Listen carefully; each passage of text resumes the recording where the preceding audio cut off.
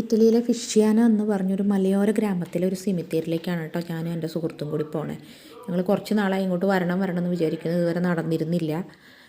ഗംഭീരമായൊരു സെമിത്തേരിയാണ്. ഗ്രാമപ്രദേശത്തുള്ള ആൾക്കാരെ ആണെങ്കിൽ പോലും ഗംഭീരമായൊരു സെമിത്തേരിയാണ്.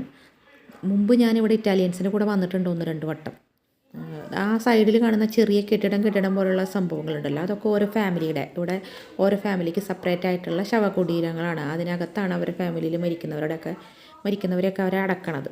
ഇവിടെ ഇറ്റാലിയൻസ് മുമ്പ് അവരുടെ കൂടെ വന്നപ്പോൾ അവരെൻ്റെ അടുത്ത് ചോദിച്ചു, നിങ്ങൾ ഇന്ത്യയിലൊക്കെ എങ്ങനെയാണ് മരിക്കുമ്പോൾ ചെയ്യുക, അവിടെ ഇലക്ട്രിക് ശ്മശാനമൊക്കെ ഉണ്ടോ, ഇതുപോലെയൊക്കെ തന്നെയാണോ? അപ്പോൾ ഞാൻ അവരുടെ അടുത്ത് പറഞ്ഞു, പണ്ട് കുറച്ചു കാലം മുമ്പ് വരെ ഞങ്ങൾ മണ്ണിലാണ് അടക്കിയിരുന്നത്.